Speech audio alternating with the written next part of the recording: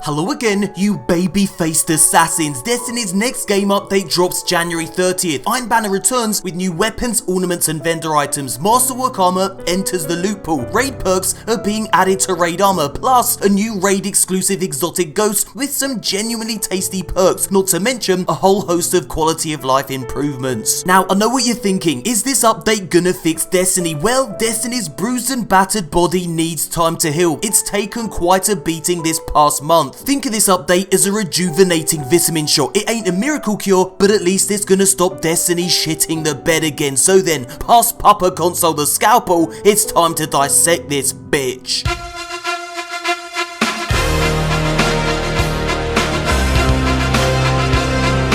Iron Banner returns Tuesday, January 30th. The game mode is Control. Oh Saladin, how I've missed your huge flaming gong. Now, Season 2 of Iron Banner is going to introduce new armor ornaments, and you'll unlock these rather tasty accoutrements from completing various objectives for Lord Saladin, just like the armor ornaments for Season 2 Faction Rally. And you'll be pleased to know there is no Iron Banner token or engram cap, so you can keep grinding until your thumbs blister and your eyes bleed if you so desire. So, what else is new? Well, thankfully, there will be brand new Season 2 Iron Banner weapons to grind for. A hand cannon, a scout rifle, and a shotgun, plus an Iron Banner Sparrow and Ghost. All these items have a chance of dropping from an Iron Banner engram, and the new Iron Banner emblem that you see here will track how many times you've ranked up in Iron Banner. You earn it by simply completing the Iron Banner milestone. So yeah, new armor ornaments, new weapons, plus a new Sparrow, Ghost, and emblem too. And Bungie's also made a few changes to the Iron Banner vendor. You can now directly purchase Iron Banner armor plus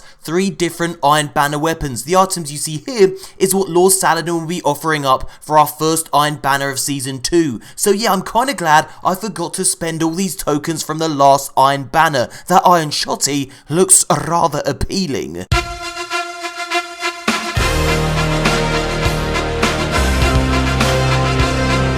Masterwork armor is being added to Destiny's loot pool with a January 30th update, and I've got to say, I'm actually quite excited about this. I'm enjoying my current Masterwork gun grind. Now, you can earn Masterwork armor from vendor engrams, so start saving up your tokens. And yes, you can change any legendary piece of armor into a Masterwork by infusing it with 5 Masterwork cores and 20 legendary shards. Now, loot drops from the raid and Trials of the 9 will have a higher chance of rewarding Masterwork armor, and here's where things start to get a little bit tasty.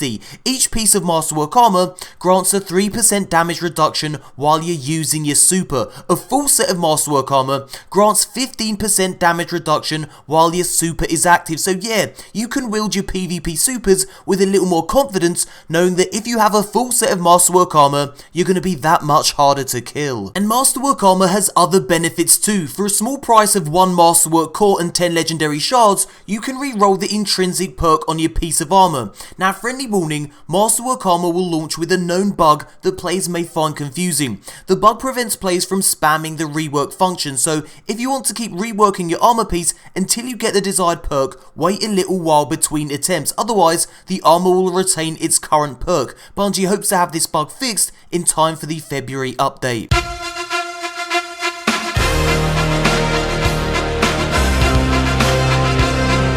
Raid armor now drops with raid perks. These raid perks come in the form of legendary mods that you can slot into your raid armor as shown in this screenshot. Now, raid mods are reusable, so you can swap between them in exchange for 1 Callus token. The raid perks aren't tied to specific raid mechanics or encounters. Instead, they are perks that can be used throughout the entire raid. For example, the perk you see on screen means that your solar abilities deal 25% more damage. Other raid perks include a grenade recharge when you activate your super, and the ability to deal 20% extra damage after getting a melee kill. So yeah, like I said, raid perks that are useful throughout the entire raid and not just tied to a specific encounter or mechanic. And no, these perks will not work outside of the raid. Next up, changes to how raid loot drops. Every encounter will now always drop a raid piece of loot with the added bonus of a chance to drop an exotic. Not an exotic engram that needs decrypting, but rather an exotic piece of armor or weapon that you can equip and use straight away. And only class specific exotics will drop, so no hunter exotics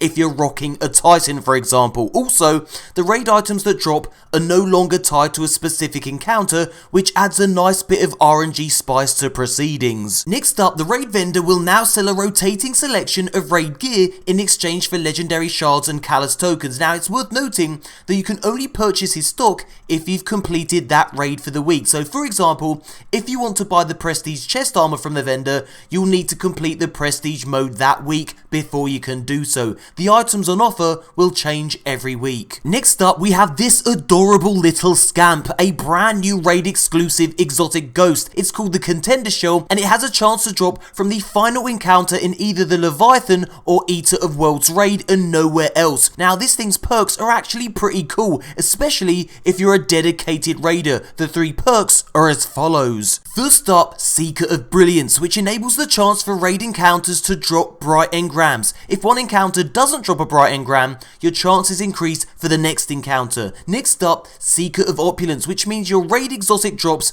will have a 50% chance of being an exotic item that you don't already own, thus drastically reducing the chance of duplicates. And finally, Seeker of Glory, which provides a tracker for the number of encounters you've defeated on the Leviathan. So yeah, I'm certainly gonna grind me some raids until I pick up this cheeky little fella. Nice.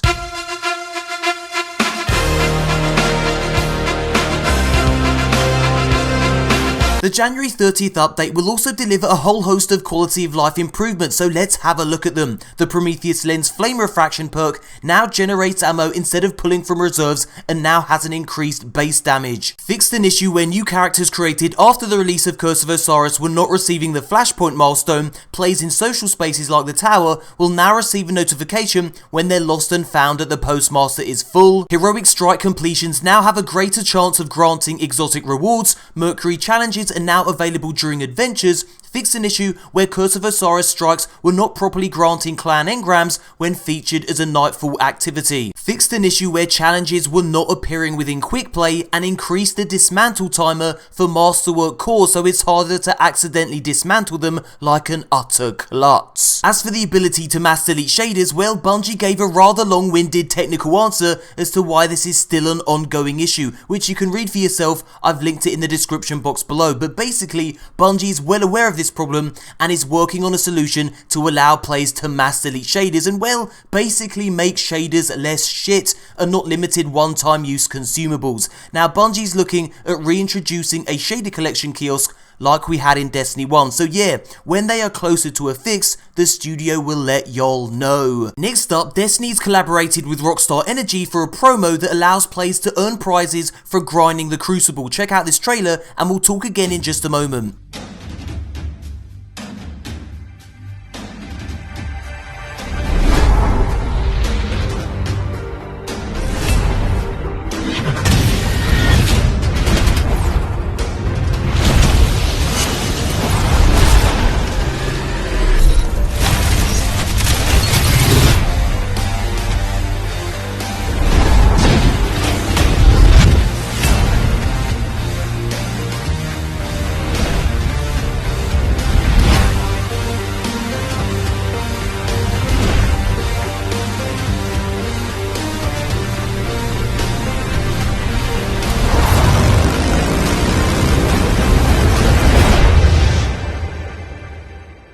So here's the website, I've linked it in the description box below. You simply sign in with your Bungie account and start grinding the Crucible. For every quick play or competitive match you complete, you get 25 points. For every kill, you get a bonus point. The competition is open for 44 days. If you finish in the top 10, you get a prize. First place gets you this Destiny themed motorbike. Top 3 gets you the kit that you see here. And top 10 gets you a collector's edition of the game. So yeah, good luck. You're gonna need to grind your arse off if you want to place in the top 10. Seriously, a lot of effing grinding is needed, shit. And that, my dear friends, brings us to the end of the video. So yeah, the January 30th update, while by no means a complete fix for Destiny's current situation, will nonetheless offer some much needed endgame content for fans. And guys, I know I've been saying this a lot lately, but thank you so much for your continued support with this channel. It really is lovely when I hear that you guys are enjoying my content, and yeah, a cheeky thumbs up really does help this channel grow. The past 2 videos have got 10,000 likes, which is awesome. Can we make it happen for a 3rd time in a row? If so, you'll make Papa Console very happy indeed. And if you want to watch some more Destiny 2 content from me, click this image. Thumbs up if you enjoyed this video, subscribe for heaps more Destiny content, and thank you so much for watching, and as always,